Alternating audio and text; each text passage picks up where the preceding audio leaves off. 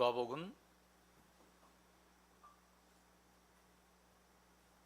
20장 41절에서 44절까지 말씀, 다 찾으신 줄 알고 한 절씩 교독하겠습니다. 예수께서 그들에게 이르시되 사람이 어찌하여 그리스도를 다윗의 자손이라 하느냐. 시편에 다윗이 친히 말하였으되 주께서 내 주께 이르시되 내가 내 원수를 내 발등상으로 삼을 때까지 내 우편에 앉으리라 하셨도다 하였느니라. 그런즉 다윗이 그리스도를 주라 칭하였으니 어찌 그의 자손이 되겠느냐 하시니라. 아멘. 오늘 말씀 가지고 우리의 주가 되시는 예수님, 우리의 주가 되시는 예수님이라는 제목으로 말씀 같이 나누도록 하겠습니다. 우리는 누가복음을 계속해서 보고 있습니다. 그리고 최근에 들어서 예수님의 예루살렘 입성, 6월절에 입성하신 후에 종교 지도자들과 끊임없이 말씀을 나누시고 갈등하는 장면을 보았습니다. 종교 지도자들은 예수님의 행위 그리고 행동하시는 것, 가르치시는 것에 불만을 가졌습니다. 그리고 예수님께서 하시는 모든 일들마다 그 가운데 책을 잡기 위해서 굉장한 노력을 했습니다. 하지만 그 노력은 전부 다 숲으로 돌아갔습니다. 그리고 오늘 그 현장에서 예수님께서 많은 사람들을 가르치시며 자신이 누구인지에 대한 말씀을 주시게 됩니다. 그런데 이와 똑같은 병행 구절이 기록되어 있는 마태복음에 보면 오늘 본문에 이야기의 대상이 존재하지 않지만 이야기가 처음에 어떻게 시작하였는지에 대해서 마태복음은 우리에게 보여주고 있습니다. 병행 구절인 마태복음 22장 41절에서 46절에 보면 이야기의 시작이 바리새인을 향한 예수님의 질문으로 시작됩니다. 예수님께서 주위에 있었던 바리새인들에게 묻습니다. 너희는 그리스도에 대하여 어떻게 생각하느냐? 메시아 그리스도에 대해서 어떻게 생각하느냐? 누구의 자손이냐? 라는 질문이 먼저 있었습니다.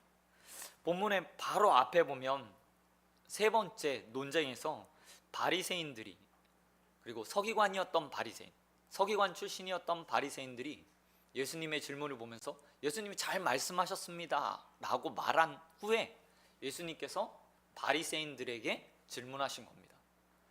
메시아가, 그리스도가 누구냐? 히브리어로 치면 구약의 표현대로 하면 메시아, 그리고 신약의 표현으로 하면 그리스도, 이게 같은 표현이거든요. 그러니까 누구냐라고 질문을 합니다. 그러자 바리새인들이 예수님의 질문에 답을 합니다. 다윗의 자손입니다. 그리고 나서 오늘 본문 우리가 보았던 누가복음 말씀이 이어지는 거예요. 41절을 보면 이렇게 41절에서 시작하고 있습니다.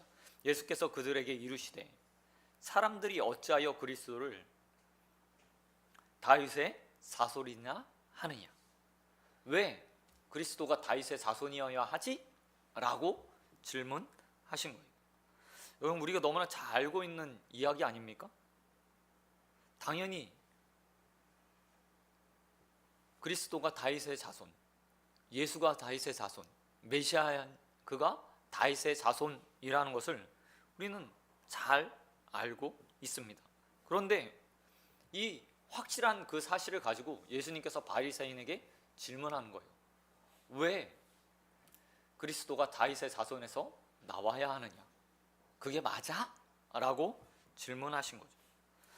여러분, 그리스도가 다윗의 자손이 되어야 된다, 메시아가 다윗의 자손에서 나올 것이다 라는 생각이요, 구약에서 분명하게 드러난 구절은 없어요. 존재하지 않습니다. 거의 대부분 솔로몬의 시편을 보면서 유추할 뿐이에요. 시편 72편이 솔로몬의 시편으로 알려져 있습니다. 그곳에 보면 한 왕이 나오는데 그 왕이 계속해서 하나님의 나라를 만들고 영원히 통치하는 내용들이 기록되어 있어요. 그리고 사람들은 그것을 보면서 다윗의 왕가가 영원히 이어지겠구나, 그리고 누군가 큰 왕이 나와서 이 땅을 계속해서 다스리겠구나 라고 유추할 수 있는 내용만 존재하는 거예요. 그리고 사람들은 시간이 지나면서 그 말씀을 보면서 메시아는 다윗의 자손이야 라는 등식을 이렇게 딱 갖추기 시작했습니다. 이런 등식이 나타나고요, 예수님의 시대에 가면서 그것이요 점점 더 강화되기 시작해요. 왜 그랬습니까? 그것은 이스라엘이 가지고 있는 특수한 역사 때문이었습니다. 남유다, 북이스라엘이 다 멸망한 후에 바벨론 포로기 70년을 딱 지나고 나요. 그리고 해방되어서 다시 돌아오죠. 하지만 그때까지도 완전한 해방은 아니었습니다. 자치권을 가지고 스스로 그 땅을 다스리고 있었지만 그것은 하나의 속국, 바벨론에 속한 하나의 나라, 변방으로서의 역할들이었고 자치권만 가지는 상황이었어요. 그리고 나서 헬라 문화가 들어와요. 그리고 헬라에 종속되었습니다. 헬라에서 로마로 넘어가는 사이 가운데 마카비 왕조가 잠깐 세워서 한 150년 가까이 해방을 맛봐요. 하지만 이것도 잠시였어요. 강력한 로마 제국이 들어와서 로마가 전 세계를 지배하면서 이스라엘이 또 다시 하나의 속국으로 지배받는 나라로 살게 된 거예요. 그리고 이런 과정들을 길게 500년 넘게 겪어오면서 이스라엘 백성 가운데 하나의 꿈이 생겼습니다. 독립하고 싶다. 온전한 나라를 만들고 싶다. 하나님께서 우리에게 약속하신 약속의 땅, 이 가나안 땅에서 우리가 마음껏 하나님을 예배하고 하나님을 경배할 수 있었으면 좋겠다 라는 생각이 꿈트기 시작한 거예요. 그리고 그 가운데 한 왕이 떠올랐어요. 아니, 구약의 말씀들이 떠올랐어요. 그게 무엇이냐면 다윗의 왕조가 영원할 것이다. 내가 다윗의 왕가를 통해서 영원한 나라를 만들겠다 라는 그 약속이요, 이스라엘 사람들 머리 가운데 각인되기 시작한 거예요. 그리고 그 가운데 메시아를 꿈꿨죠.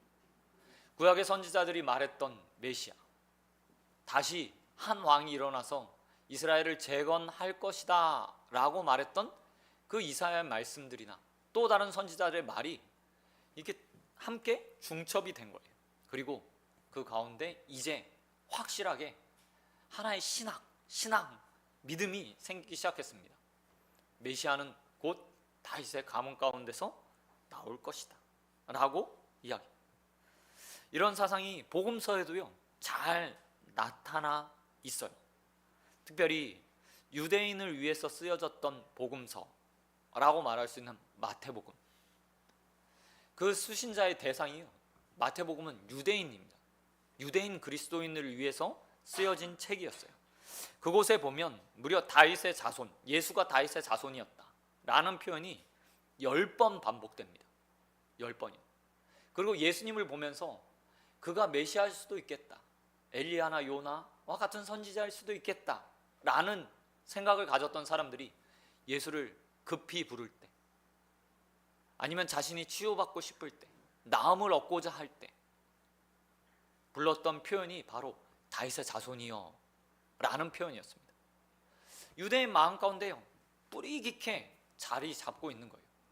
메시아는 곧 다윗의 자손. 그리고 마태는 예수님을 불렀던 그 많은 사람들의 말들을 통해서 예수님이 메시아다라는 것을요 간접적으로 표현했어요. 그런데 오늘 모두가 다 알고 있는, 그리고 실제로도 다윗의 자손이었던 예수님께서, 그 메시아였던 예수님이 사람들에게 말하는 거예요. 왜 메시아가 다윗의 자손이어야지, 그리스도가 다윗의 자손이어야 하느냐라고 질문하시는 거예요. 아이러니한 것 아닙니까? 스스로 다윗의 자손으로 태어났으면서. 누가복음 1장 27절에 보면 분명하게 말하거든요. 그리스도, 메시아, 그는 다윗의 자손이었다.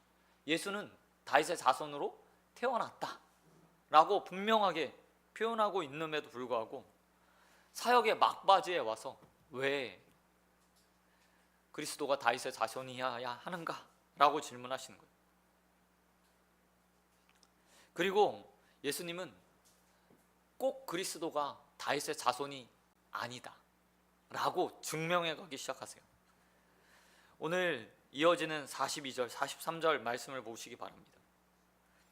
이 42절과 43절의 말씀은 시편 110편 1절, 시편 110편 1절 말씀을 인용한 거예요. 그리고 시편 110편은 다윗의 시입니다. 다윗의 시. 여기 보면 주님께서 42절 본문에서 이렇게 말하고 있어요. 시편에 다윗이 친히 말하였다. 시편 111편, 110편을 말하는 겁니다. 그리고 1절 내용을 그대로 주님께서 말씀하세요. 주께서 내 주께 이르시되 내가 내 원수를 내 발등상으로 삼을 때까지 내 우편에 앉으리라 하셨도다. 그런데 시편 1절을 보면 이렇게 표현되고 있어요. 앞에 주께서 내 주께 라는 표현이 어떻게 되어 있냐면 여호와께서 내 주께 말씀하셨다. 첫 번째 주는 여호와 하나님을 나타냅니다. 그럼 두 번째 주는 뭐죠? 누굴까요? 그리스도, 메시아를 나타내는 표현이에요. 근데 생각해 보십시오. 다윗이요, 주라고 부를 수 있는 사람, 왕이었던 그가 주라고 부를 수 있는 사람, 하나님 외에 또 다른 주가 존재한다는 사실을 지금 보여주고 있어요. 그러니 만약 다윗의 자손에게, 내 밑에 있는 후손에게, 제가 제 아들에게 주님이라고 부른다면 그 표현이 맞는 겁니까? 그러니까 주님이요, 오늘 예수님께서 이렇게 표현하시는 거예요. 그리스도는 그냥 꼭 다윗의 자손일 필요가 없다. 왜냐하면 다윗이 스스로 말했다. 내 주가 계신다. 여호와 외에 내 주가 계신다. 그리고 110편의 내용들을 보면 이런 거예요. 주가 새로운 나라를 만드신다. 그리고 그 주가 평화로 다스리신다. 왕이었던 그가 다른 주를 생각해요. 다른 주가 와서 하나님의 나라, 완전한 다스림이 있는 평화의 나라를 만들겠다고 시로 써서 남긴 거예요.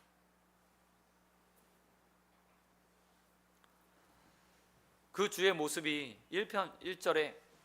1절에 정확하게 표현되고 있습니다. 내 주가 내 원수의 발등상으로 삼을 것이다.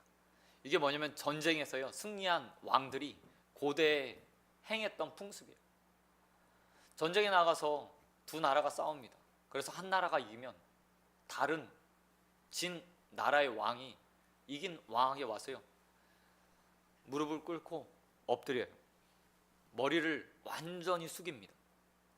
그러면 이긴 왕이 어떻게 하냐면 발을 들어서 그 머리를 밟아요. 완전히 굴복했다. 전쟁에서 승리했다. 나는 패배했습니다. 나는 당신의 종입니다. 라는 표현이었어요. 관례적인 표현이었죠. 그 모습 그대로 주님께서 표현하고 있는 거예요. 주께서 내 원수를 밟아 발등상으로 삼으셨다. 그리고 그 후에 어떻게 합니까? 하나님께서 말씀하세요. 그 주에게, 그 메시아에게 말씀하십니다. 야, 내 우편에 와서 앉아 있어. 그리고 그곳에서 다스리. 이 표현을 보면서 초대교회 성도들은요, 주님을 생각했어요. 왜요? 십자가에서 죽으시고 부활하셔서 사단을 이기신 후에 다시 하늘로 올라가신 주님, 그리고 요한이 말하는 것처럼, 사도 바울이 말하는 것처럼 하나님 우편에 앉으셔서 다시 오시는 그날까지 좌정에 계시는 주님의 모습이요, 떠올랐던 거예요. 그리고 시편 110편은 여호와, 메시아, 그리스도, 주 되시는 예수님을 나타내는 가장 강력한 메시아의 시로 지금도 읽혀지고 있어요. 주님은, 그리고 이 고백이요, 지금까지 모든 그리스도인이 하고 있는 표현이에요. 주님, 예수님. 예수님을 향해서 우리가 다윗처럼 고백하고 있어요. 주라고 고백하는 거예요. 예수님을 말하는 많은 표현들이 있습니다. 다윗의 자손, 메시아, 그리스도, 그런데 그것보다 성경에서 가장 압도적인 표현, 주님을, 예수 그리스도를 부르는 가장 압도적인 표현이 뭐냐? 바로 주라는 거예요. 주. 여러분, 이 말에는 많은 함의가 담겨 있겠죠. 우리가 주님의, 그리스도께서, 예수께서 우리의 주인이시다, 우리의 왕이 되신다, 우리를 다스리신다, 또한 우리를 보호하시는 왕이시다 라는 표현이 다 담겨 있는 거예요.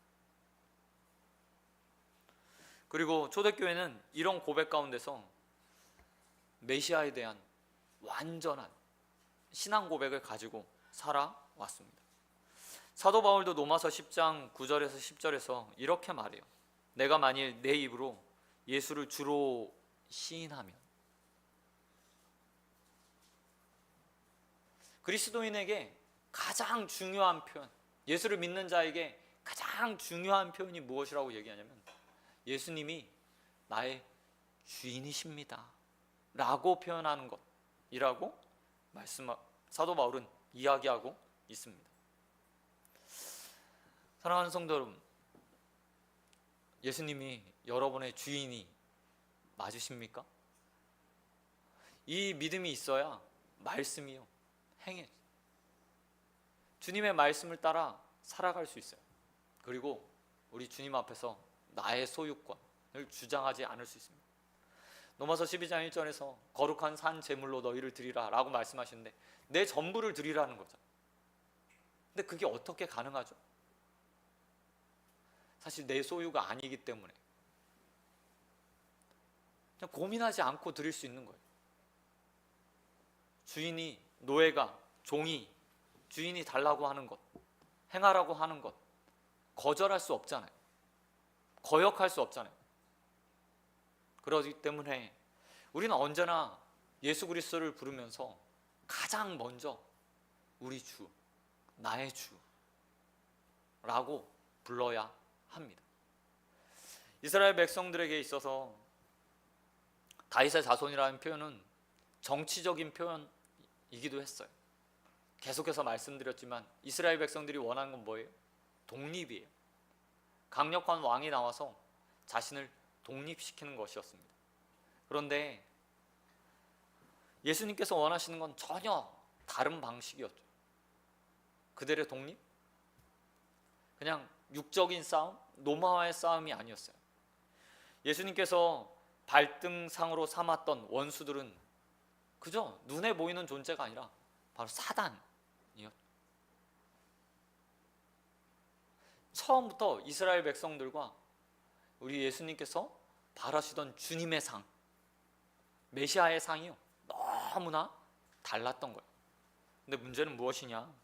우리도 여전히 그런 이스라엘 백성들처럼 우리 주 되신 주님을 바라보고 있다는 겁니다. 여러분, 예수님께서 여러분에게 어떤 주님이 되길 원하십니까? 내 삶의 문제들을 해결해 주시는 자들, 복음서에서 다윗의 자손이여 라고 메시아로 주님을 불렀던 대부분의 자들 기록은요 한 가지, 거의 대부분 동일됩니다. 육체의 질병 가운데서 해방. 어쩌면 그들에게 노마에서 해방되는 것보다 그것이 더 급한 일이었을지 모르겠어요. 그리고 성경이 그것을 약속하고 있기 때문에 그렇게 불렀을지 모릅니다. 근데 그런 그들처럼 우리도 이미 죄에서 우리를 구원해 주셔서 원수인 사단을 물리치셔서 우리의 주가 되신 주님에게 또 다른 주가 되기를 바라요. 건강의 문제에서, 경제적인 문제에서, 때로는 내 자녀의 잘 되고 잘 되지 않은 문제를 가지고 이것들을 해결해 달라고, 그것의 주가 되어 달라고, 그 원수 같은 일들을 해결해 달라고 간구하죠. 그러나 기억하십시오. 여러분, 주님께서 우리에게 주고자 하는, 그리고 우리의 주가 되시고자 하는 것은 사단의 권세에서 우리를 이끌어내셔서 주가 되기를 원하신 겁니다. 그 주님만을 바라고 또 사모하는 저와 여러분 되시길 우리 주님 예수 그리스도의 이름으로 축원드립니다. 그런가 하면 오늘 본문을 통해서 또 한 가지 생각해 볼 것이 있습니다. 그것은 확정된 생각이 위험하다. 확정된 생각이 위험하다라는 겁니다. 예수님 당시의 사람들에겐 그리스도 메시아관이요 확정돼 있었어요. 견고하게 틀이 딱 짜여져 있었습니다. 그리고 그들은 그리스도가 다윗의 자손이다 라고 확신했어요. 확신. 그러나 주님은 그리스도 메시아가 다윗의 자손으로 꼭 올 필요는 없다고 말씀하시며 다윗보다 위에 있는 자, 다윗이 주로 부르는 자라는 사실을 분명하게 보여주고 있어요. 그리고 이런 이스라엘과 주님과의 관계 속에서 우리는 무엇인가 확정해서 생각하는 것, 확정해서 생각하는 것이 얼마나 큰 위험을 가지고 있는가를 보여주고 있어요. 누가는 예수님에 대한 다양한 이미지를 누가복음에서 보여주고 있습니다. 근데 때로는 엘리야의 모습으로, 때로는 요나의 모습으로 그리기도 해요. 다윗의 자손이라는 표현도 누가복음이 분명하게 사용해서 예수님을 표현하고 있어요. 그리고 오늘 본문처럼 주 대신 예수님의 모습도 표현해주고 있어요. 왜 성경이 이렇게 표현하는 걸까요? 예수님에 대해서. 그것은 다른 것이 아니라 많은 자료를 제공해야, 예수님에 대한 다양한 이미지를 제공해야 우리 예수님을 향한 우리의 이해가 깊어지기 때문이에요. 우리 신약 성경을 보시기 바랍니다. 그 중에서 예수님에 대해서 기록하고 있는 복음서가 있잖아요. 복음서가 총 몇 권이죠? 마태, 마가, 누가, 요한 네 복음으로 돼 있어요. 4개로 돼 있습니다. 근데 이거 보면서 좀 이상하다는 생각 안 드세요? 굳이 왜 4개나? 마태, 마가, 누가, 특별히 마태, 마가, 누가 공관복음이라고 말하는 이 보면요, 예수님에 대해서 거의 비슷하게 기록하고 있어요. 그냥 문체의 차이, 대상의 차이, 표현의 차이, 어떤 것은 더 많이, 어떤 것은 사건에 대해서 조금 적게, 조금 더 간략하게, 이 정도예요. 그래서 이전에 복음서들을 하나로 만들려는 시도들을 했어요. 하나로 만들려는 시도. 굳이 4권이나 필요해? 하나로 만들면 되고 그 내용도 중첩되는 것이 많으니 하나로 만들면 참 좋겠다라고 생각했어요. 실제로 그런 성경이 존재합니다. 그리고 지금도 그런 책들이 있어요. 하나로만 복음서를 만드는 책. 그런데 굳이 4개를 만들어 놓은 이유가 뭘까요? 그냥 생각, 사고, 사상, 신앙, 이것에 그냥 고정되지 않게 하기 위해서. 누가가 말하고 있는 예수님의 모습이나 마태나 마가나 요한이 말하고 있는 예수님의 모습이요, 조금씩, 아주 미세하게 조금씩 차이가 나요. 그런데 그 가운데 다양한 예수님의 모습이 존재해요. 옛날 성경들 가운데 보면 두루마리 성경이었죠. 그리고 때로는 이렇게 진짜 우리가 보고 있는 책처럼 만들어진 성경책이 있어요. 근데 고대 2, 3세기에 만들어졌던 책 중에 보면 복음서에 표지가 그려져 있습니다. 표지. 글을 몰랐던 자들을 위해서 성경을 누가 읽어주잖아요. 근데 표지만 봐도 아, 이건 마태복음이구나 라고 알 수 있도록 그림으로 표현한 거예요. 근데 마태복음은 그 표현의 앞에 인자, 사람의 모습이 있고요. 마가복음에는 예수님의 모습과 함께 사자의 모습이 있어요. 누가복음에는 소의 그림이 그려져 있고요. 요한복음에는 독수리의 모습이 그려져 있습니다. 형상화, 이미지화한 거예요. 많은 사람들이 한 번에 아, 예수님은 이런 느낌이구나 라는, 그를 모르는 자들을 위해서 만들어 오는 거죠. 그리고 그것을 통해서 주님은 우리에게 깊은 이해, 예수님이 어떤 분인가를 보여주는 수단으로요, 계속해서 교회가 발전해 왔어요. 그래서 굳이 4복음서가 하나로 뭉쳐지지 않고요, 지금도 4권으로 존재한 거예요. 많은 자료를 통해서 예수님을 더 풍성하게 알아가기 위해서. 그런데 유대인들은 그들이 기다리고 있는 메시아 그리스도를 확정해서 생각해요. 이 틀에 맞춰요. 그리고 그 메시아를 기다리며 그가 맞나 아닌가 평가하고 나누고 따를지 말지 결정한 거예요. 운 좋게 예수님이요, 그들이 원하는 대로 다윗의 자손으로 태어났어요. 요셉의 아들. 그래서 많은 사람들은 그 능력을 행하는 자들이, 능력을 행하는 예수가 비록 갈릴리에 태어났지만 그의 출신이 다윗의 자손이래. 와, 그가 5,000명을 먹이네? 죽은 자를 살리네? 병든 자를 고쳐주네? 메시아가 아닌가? 라고 생각하며 예수님을 따르기 시작했거든요.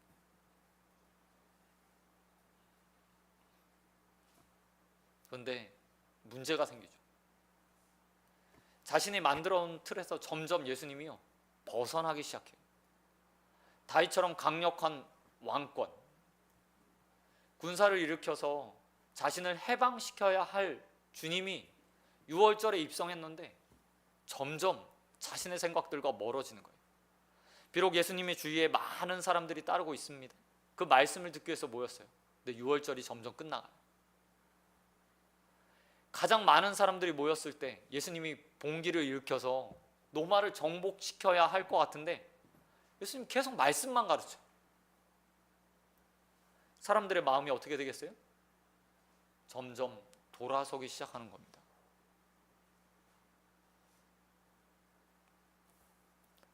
이게 확정 평양성의 위험이에요. 그리고 우리도 마찬가지죠. 내가 그려놓은 주님의 모습, 내가 생각하는 주님의 모습, 내가 알고 있는 주님의 모습, 그 틀 안에 틀을 만들어 놓고 주님이 그 틀에 딱 맞는 주님이 되기를 원해요. 그리고 그것에서 벗어나면 실망을 하죠. 낙담해요. 낭망해요. 때로는 더 나아가서 그런 주님은 존재하지 않나 보다, 믿음을 포기하는 일도 생기는 거예요. 반대로 이것을 이용해서 우리를 흔드는 세력도 있습니다. 바로 이단이.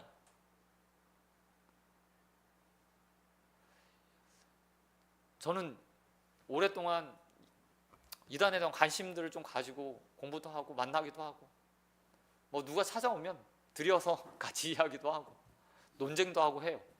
지금은 아내가 너무 싫어해서 안 하지만 몇 시간씩 며칠씩 찾아오고 뭐 그럴 때도 있더라고요. 여기 와서도 뭐 신천지 총무분 되신 분이랑 이야기하고 했어요. 알아야 대처를 한다고 생각하기 때문이었거든요. 근데 제가 오랫동안 이단에 관심을 갖고 또 이야기도 해보고 하면서 느끼는 건데, 왜 사람들이 이단에 빠질까라고 해보면 정말 확신 있게 얘기하는 것, 그것 때문인 것 같더라고요. 저는 개인적으로. 설교 강단에서는요, 모든 설교 해석이 다 달라요. 같은 본문을 가지고 똑같이 설교하는 목사, 아니 모든 목사가 똑같이 설교한다? 아니, 없어요. 교단에서 교회력에 따라서 설교 본문을 정해줄 때도 있습니다. 그런데 그 똑같은 본문을 가지고 같은 주일에 같은 설교하는 목사, 같은 교회, 옆 교회에서 똑같이 할 일 없어요. 이 다양성이 존재하거든요. 그런데 이단은 달라요. 확고하죠. 분명해요. 뿐만 아니라 자신이 원하는 것들만 딱 이야기해서 확정시켜요. 틀을 딱 만들어줘요. 어떻게 보면 그게 더 명확하고 정확한 것처럼 보여요. 그러나 여러분 기억하십시오. 주님이 보여주고 있는 오늘 본문 말씀처럼 확정된 그 신앙, 그 신학이요, 위험성이 가득한 거예요. 사실 어떻게 우리가 주님을 다 이해할 수 있겠어요? 어떻게 성경을 통해서 하나님의 뜻들을 다 알 수 있겠어요? 하나님이 보여주시는 것만큼 우리가 이해하고 알 수 있는 거예요. 그리고 그 하나님께서 우리에게 다양하게 보여주셨어요. 그리고 지식이 다른 우리 모두가 그 성경을 보면서 조금씩 하나님의 뜻을 알아갈 수 있도록 만들어줬어요.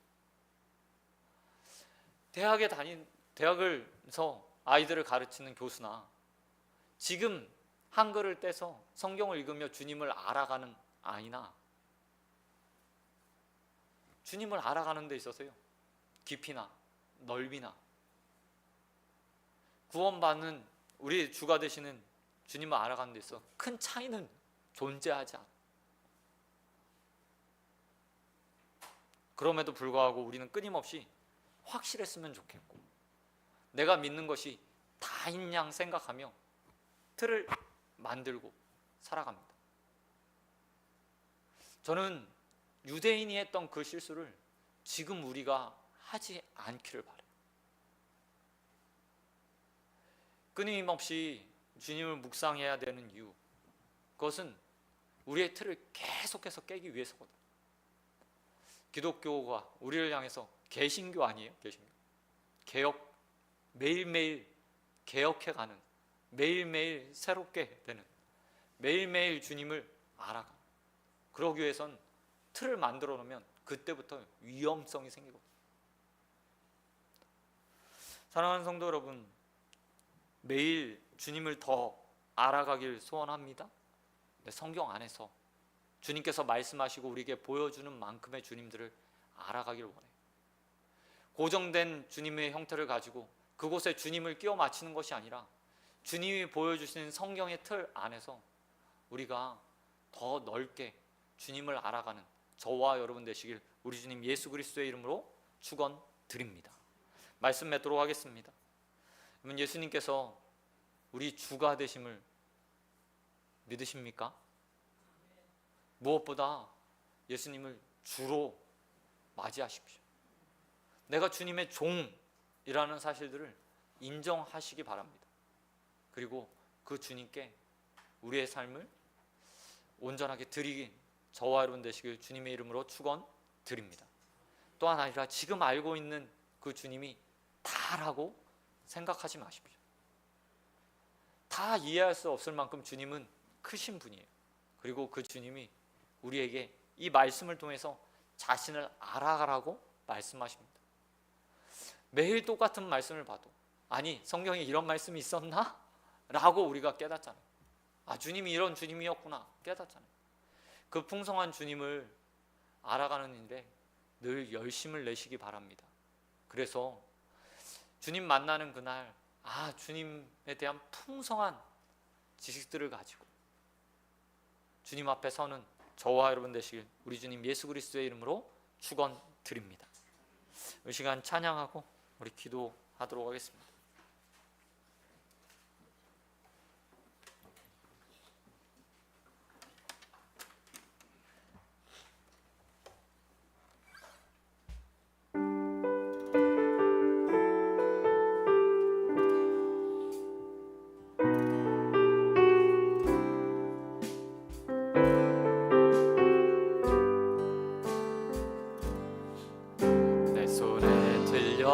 있는 지팡이 사용하셔서 주님만이 주 되심을 나타내소서. 맡겨주신 사명을 감당할 힘을 주시고 주 이름만 높이게 하소서.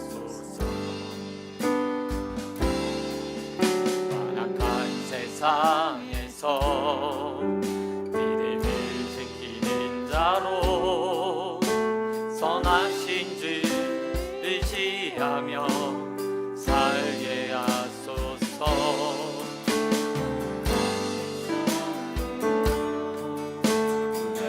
주의 자녀로 주 이름만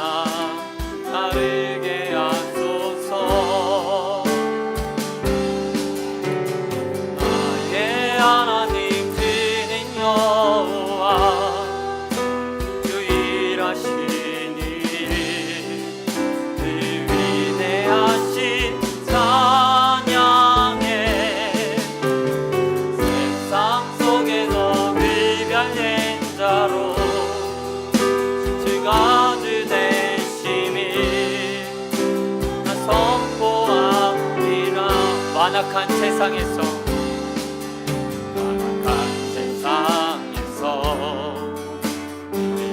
지키는 자로 선하신 줄 의지하며 살게 하소서.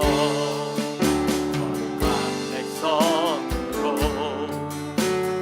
주의 자녀로 주 이름만 높이게 하소서. 나의 하나님 주는 여호와 유일하신 이를 그 위대하신 찬양해. 세상 속에서 구별된 자로 증아주 되심을 선포하리라. 나의 하나님,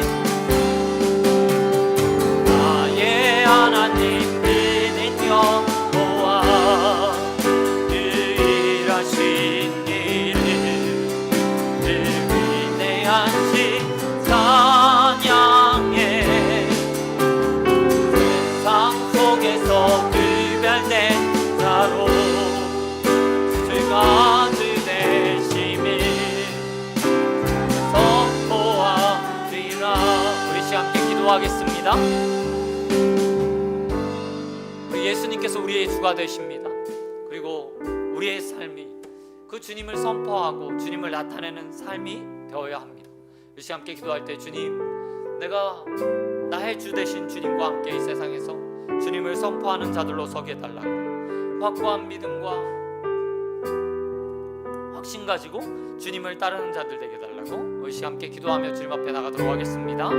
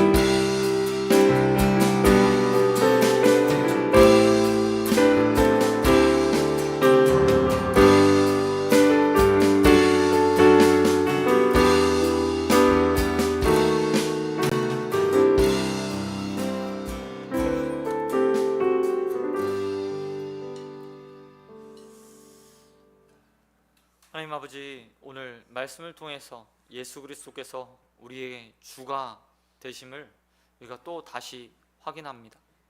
그리고 주님 앞에 우리의 삶을 드리고 또 헌신하고 수고하고 땀 흘리며 주님을 따르기를 소원합니다. 하나님, 우리 예수 그리스도께서 우리에게 주인 되시고 우리의 왕이 되시고 우리를 다스리시고 통치하신 분이시며, 또 우리의 원수를 그 발등상하게 꿇어 굴복시키시고 우리를 구원해 주셨음을 믿고 살아가는 자들 되어 수 있도록 은혜 베풀어 주시옵소서. 하나님, 또한 우리가 알고 있는 지혜로 주님을 가두지 않길 소원합니다. 우리가 알지 못하는 주님의 모습이 성경 가운데 있고 또 풍성하신 그 하나님의 모습이 있음을 기억하게 살아가는 자들에게 하시고, 또 매일매일 그 하나님을 알아가는 일에 열심을 내는 우리 성도들 되어 있도록 은혜 베풀어 주시옵소서. 이제는 우리 주 예수 그리스도의 은혜와 한량없는 하나님의 사랑과 성령의 교통하심이 우리 주 되시는 그리스도와 함께 이 땅에 살아가며 충성된 종으로 선한 청지기로 살아가기 원하는 우리 소원교회 성도들과 또 공예별로 하나님 앞에 나와 예수 그리스도를 주로 고백하는 모든 자들 위해 영원토록 함께 있을지어다. 아멘.